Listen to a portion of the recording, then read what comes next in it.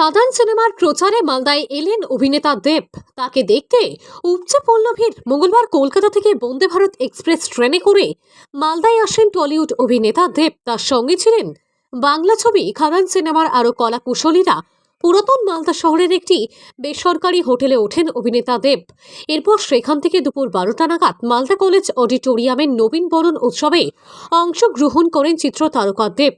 Malda college মাঠের মঞ্চ থেকে খাদান সিনেমার প্রচারের কথা বলেন অভিনেতা দেব। তাকে দেখতে মালদা কলেজ মাঠে প্রচুর মানুষ ভিড় করেন। কয়লা খাদানের দুই বন্ধুর ঘটনার অবলম্বনে এই সিনেমা তৈরি হয়েছে বলে জানিয়েছেন অভিনেতা দেব। মালদা থেকে বিশ্বজিৎ মণ্ডলের রিপোর্ট। কেমন লাগছে? মালদা সবসময় আমার খুব প্রিয় একটা ডিস্ট্রিক্টের মধ্যে পড়ে আর কি, এবং আমার মনে হয় কি বাংলা ছবি আমরা সবসময় কলকাতায় প্রচার করতাম। আমার এবারে খাদান আমার মনে হয় এটা পুরো বাংলা জুড়ে বাংলা মানুষের ছবি, এবং